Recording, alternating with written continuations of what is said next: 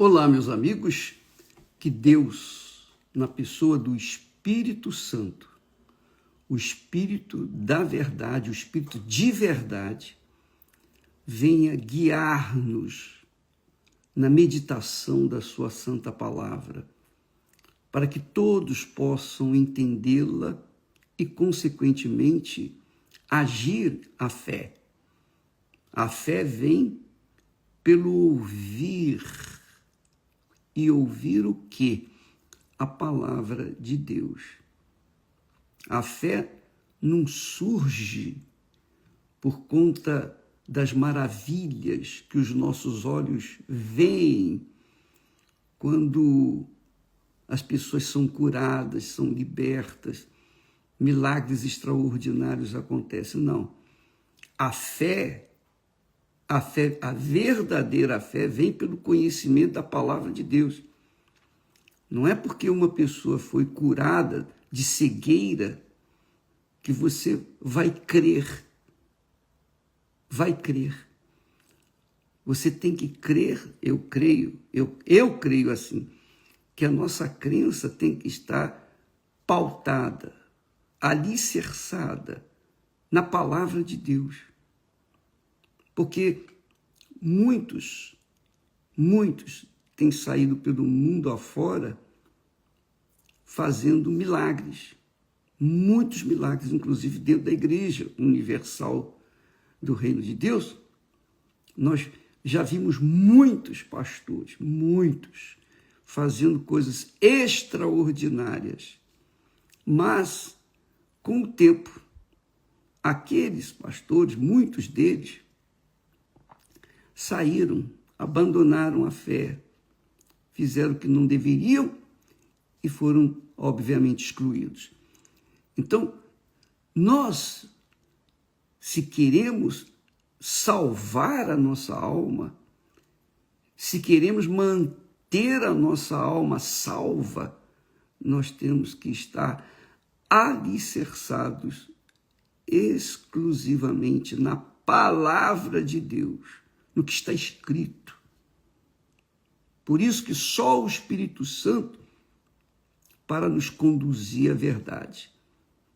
Porque você há de convir que, na época de Jesus, os judeus que tinham um vasto conhecimento da palavra, da Torá, da Bíblia, dos profetas, dos salmos, eles muitas vezes combatiam Jesus. Muitas vezes eles tentaram colocar Jesus em dúvida. Só que Jesus sempre usou da palavra de Deus. O próprio Senhor Jesus usou da palavra dele. Ele não usou da palavra pessoal dele. Por exemplo, quando ele foi tentado pelo diabo, 3 vezes o diabo veio contra ele. Mas 3 vezes Jesus se defendeu usando do que está escrito. Por isso Jesus disse, está escrito. O que quer dizer? Se está escrito, está determinado, acabou. Não há o que se discutir. E o diabo sabia disso. E quando Jesus falava, está escrito, o diabo então tentava de outra forma. Quando tentou usar da fome que Jesus estava, 40 dias e 40 noites sem comer, o diabo apareceu e disse, manda essas pedras se transformarem em pães, se és filho de Deus. Mas Jesus, o que disse? Jesus não respondeu assim. Normalmente, o ser humano diria, mas você sabe que eu sou filho de Deus. Você sabe que eu sou. Você sabe de onde vim. Não ia defender. As pessoas normalmente se defendem com as suas próprias armas. Mas Jesus, ele defendeu como? Ele disse, está escrito, nem só de pão o homem viverá. O diabo O diabo não teve como discutir com ele. Aí ele saiu, porque o diabo reconhece que o que está escrito está determinado e acabou. Não há o que discutir. Não há que se interpretar. Está escrito, acabou. É pau, pau, pedra, pedra. É sim, sim, não, não. Está escrito. Nem só de pão o homem viverá. O diabo, então, foi para outro lugar. Ora, assim é a nossa fé. A fé que Deus nos concede é gloriosa, é magnífica, é poderosa. Mas a fé vem do próprio Deus. O próprio Deus, obviamente, por graça, pela graça dele, pela misericórdia dele, pela compaixão dele, pelo amor dele, ele nos dá a fé através da sua própria palavra. Então, esta é a fé que sustenta a gente nos desertos, nas horas amargas, nas horas difíceis, nas horas de desprazer, nas horas em que tudo está contra. Mas o que está escrito prevalece. Essa é a realidade. E você, minha amiga e meu caro amigo, se você pautar, sustentar a sua vida ou a sua fé no que está escrito, não apenas em alguns textos sagrados, mas qualquer texto sagrado, você sustenta a sua fé naquilo que está escrito, porque aquilo que foi escrito foi o próprio Deus quem falou. E o próprio Deus diz: a palavra que sair da minha boca não voltará vazia, mas fará o que me apraz. Então, é sobre a palavra que a gente tem que alicerçar a fé. Eu disse e continuo dizendo e vou continuar falando como próprio testemunho. Todas as vezes que o pastor pregava na antiga igreja, eu conferia o que estava sendo falado com o texto sagrado. E então eu fui desenvolvendo a minha fé. Graças a Deus. Porque Jesus disse que nos últimos tempos, muitos iriam dizer: olha, há o Cristo ali, eu sou o Cristo, e etc.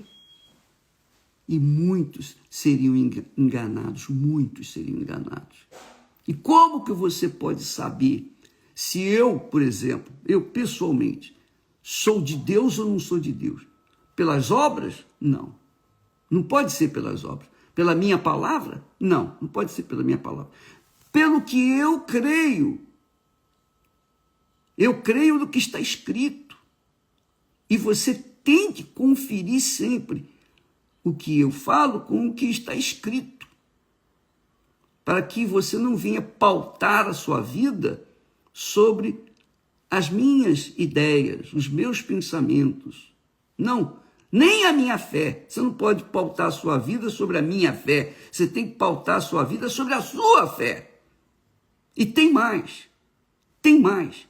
E se você não crê em si mesma, em si mesmo, que você vê, que você toca, que você sente, que você vive, como que você pode crer em Deus que você não vê, não sente, não toca? Como? Como? Só tem um jeito de você crer de forma prática e de forma eficiente, eficaz, é quando você sustenta a sua vida, a sua fé naquilo que está escrito. No que está escrito e acabou, não tem como contrapor, Não tem nada. Nem o diabo vai querer contradizer, porque ele sabe que o que está escrito é a voz de Deus, é a palavra de Deus. Jesus disse então para os judeus, ele disse assim, aqueles judeus que haviam crido nele, diz o texto sagrado, que alguns judeus creram nele. Então Jesus disse para esses judeus, se vós permanecerdes na minha palavra, verdadeiramente sereis meus discípulos e conhecereis a verdade, e a verdade vos libertará. Então, não basta que a pessoa seja liberta pela palavra de Deus. Ela tem que permanecer liberta e só conhece, se sabe se está liberta, quando ela permanece na palavra de Deus. Por exemplo, os 10 leprosos foram curados, mas somente um voltou para honrar e agradecer o Senhor Jesus. Os 9 foram embora. Eles creram, todos eles creram em princípio, mas somente um permaneceu. Os outros 9 foram cuidar de suas vidas. E aí é que está a diferença. Jesus disse, se vós permanecerdes na minha palavra, verdadeiramente sereis meus discípulos. E quantas são as pessoas que a gente tem visto que foram curadas, libertas de uma vida desgraçada? Quantas pessoas, quantas. Provavelmente você que está me assistindo deve ser uma delas, que, poxa, experimentou o milagre, foi curado, foi liberto, aconteceu isso, tal, muito maravilhoso. Mas, com o tempo, aquele milagre já não tinha tanto brilho. Por quê? Foi substituído pelo brilho do mundo. E então você desviou-se daquela fé no milagre. Por quê? Porque a sua fé estava pautada no milagre. Quando o milagre já não tinha tanto brilho, você foi esfriando e saiu da fé, do corpo da fé. Você deixou a fé. Por quê? Porque você não permaneceu, você conquistou um benefício pela fé, mas não permaneceu na fé. É claro que você vai sofrer as consequências. Não adianta você casar. Quantos jovens inexperientes se casam pela volúpia do desejo, da vontade de se casar, de constituir família. Mas, com o tempo, desanimam, porque o casamento, o arroz com feijão, sabe? Aquele feijão com arroz com feijão, já não tem mais graça. Aí a pessoa quer experimentar outra comida e pronto. Lá se vai um casamento pro beleléu e a criança que nasceu vai sofrer porque vai crescer dividida entre seu pai e a sua mãe. E aí nós temos uma sociedade, um mundo cruel, porque as pessoas estão absolutamente desacreditadas de tudo e de todos, inclusive de si mesmas, por causa do mau casamento de seus pais. Olha só, Jesus disse, conhecereis a verdade e conhecereis a verdade. Importante isso. Ele disse aos judeus, repetindo, se vós permanecerdes na minha palavra, porque esses judeus, alguns judeus criam em Jesus. E Jesus advertiu: se vós permanecerdes na minha palavra, se permanecerdes, uma coisa é você tomar posse do milagre, outra coisa é você se manter naquele milagre. Uma coisa é casar, outra coisa é manter o casamento. Você entende o que eu quero dizer? Então, aqueles judeus, alguns judeus que criam em Jesus, Jesus ensinou: se permanecerdes na minha palavra, verdadeiramente sereis meus discípulos. E conhecereis a verdade, porque você ou a gente, conhecendo, permanecendo na palavra, a própria palavra vai dar sustentação, suporte, para que venhamos manter aquela fé viva dentro de nós. Isso é uma fé com inteligência, não é uma fé emotiva, uma fé sensacionalista. Não, é uma fé consciente, você sabe o que está fazendo.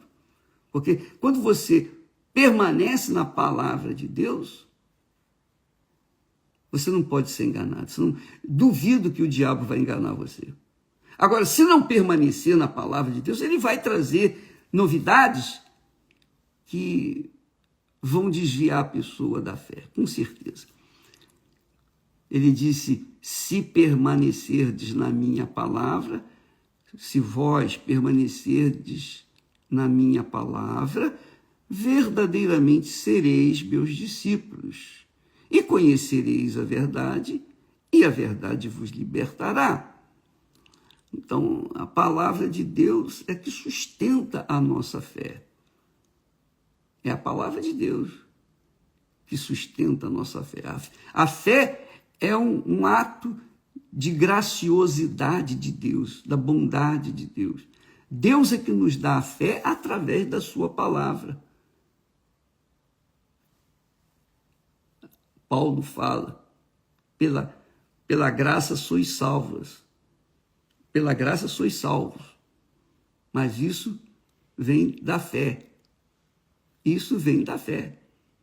Quer dizer, mas essa fé vem do conhecimento da palavra de Deus. E Deus, então, contempla a pessoa graciosamente. Não é porque a pessoa merece, não. Ele contempla com a sua graça, sua misericórdia, sua bondade, com a fé.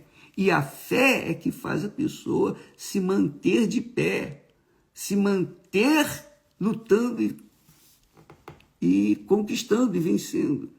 Jesus fala sobre isso numa parábola.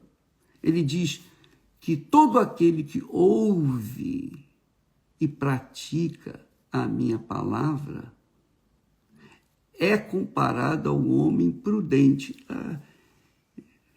Mateus 24. Deixa eu pegar aqui, por favor. Mateus 24, se eu não me engano.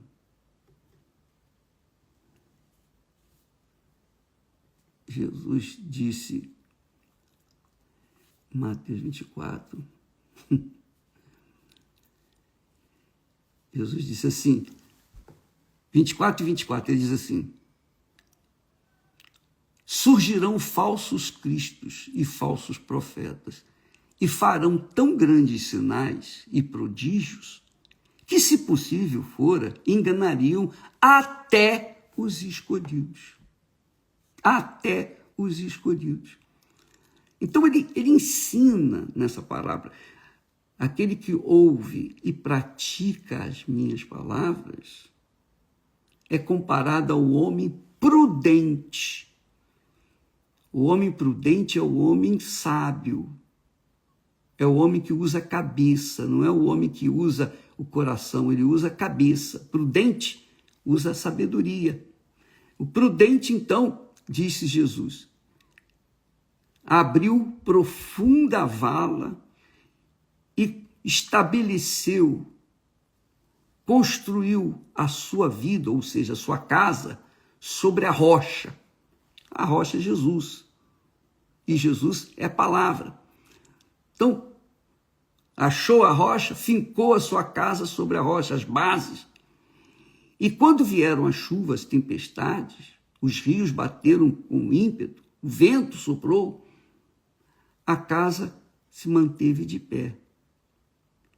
Porém, aquele que ouve a palavra de Deus e não a pratica, é comparado ao homem insensato, é o contrário do prudente. O insensato quer resultado para ontem. O insensato quer vencer rapidinho. Por isso que as pessoas jogam na loteria. Elas jogam, elas apostam na sorte, porque querem ficar ricas da noite para o dia. Elas não estão contando com a inteligência, elas contam apenas com sorte. São insensatas. E Jesus disse que o insensato é assim, construiu a sua casa sobre a areia. Por que constrói sobre a areia? Porque é fácil. É mais rápido. E um dia se constrói sobre a areia. Porém, quando vierem as chuvas, as tempestades, o vento bater, a casa vai cair e será grande a sua ruína. É assim, amiga e amigo. É assim a palavra de Deus. Você ouve e pratica, você pode ter certeza que você vai permanecer na fé até o fim. Então, os falsos cristos, ou as filosofias, ou as religiões, ou os milagres não vão iludir você. Você vai estar firmado na palavra de Deus, que é a única rocha que sustenta a nossa alma, que sustenta a nossa vida. Então, você verifica, confere que quem deposita a sua fé na palavra de Deus nunca será enganado. Nunca. Por quê? Porque a palavra de Deus, que é o Espírito de Deus em palavras, ele vai guiar aquela pessoa. Ele vai guiar aquela criatura. E o Espírito Santo é palavra. O Espírito Santo não é emoção. O Espírito Santo não é língua estranha. O Espírito Santo não é sensacionalismo. O Espírito Santo não é oba-oba. Não. O Espírito Santo é palavra. É a palavra viva. E quando você se apoia na palavra de Deus, você tem o direito, é justiça, é justo você pegar a palavra, colocar o dedo no texto sagrado, lá nas promessas de Deus, e falar, aqui está escrito, Senhor. Isso aqui foi o Senhor quem falou ou foi o homem que escreveu da cabeça dele? Eu já fiz isso. Eu tive a audácia, a petulância de chegar e cobrar de Deus o que estava escrito, colocando o dedo na palavra, na promessa dele. Esté e eu estávamos juntos. E eu estava irado. Eu estava revoltado. Eu fui para o tudo ou nada, ou vida ou morte. Eu lembro, naquela noite de quinta-feira, quando Esté e eu estávamos ali, unidos numa só fé, com as mãos dadas, eu cobrei, eu falei, Senhor, tu disseste, onde estiverem 2 ou 3 pessoas reunidas em meu nome, eu estarei no meio delas. Então, sabemos que o Senhor está aqui, porque eu e Esté somos 2, e todos 2 cremos em ti. Agora, o Senhor disse isso aqui, o Senhor falou, o Senhor prometeu isso. Eu pergunto, isso é uma verdade ou é uma ilusão? Como é que eu vou saber? Como é que eu vou saber que isso aqui é verdadeiro? Só tem um jeito, o Senhor mostrar para mim. E eu estou precisando de uma resposta já. Eu estou precisando de uma resposta já. Não pode ser daqui a um tempo, não. E a resposta veio. No dia seguinte, a resposta veio. Porque eu fui para o tudo ou nada. Eu desafiei, eu provei a palavra de Deus. E a palavra de Deus me atendeu. Então, quando nós pregamos a palavra de Deus, quando largamos tudo, deixamos tudo para trás. Eu tinha 2 empregos públicos. Num emprego era o IBGE, que eu trabalhava de 7 ao meio-dia. E o outro era no estado do Rio de Janeiro, na loteria do estado do Rio de Janeiro, que eu entrava mais tarde e eu trabalhava meio expediente de um lado, meio expediente do outro. Estava gozando de uma credibilidade por parte da diretoria, porque eu era tesoureiro, chefe da seção, do departamento,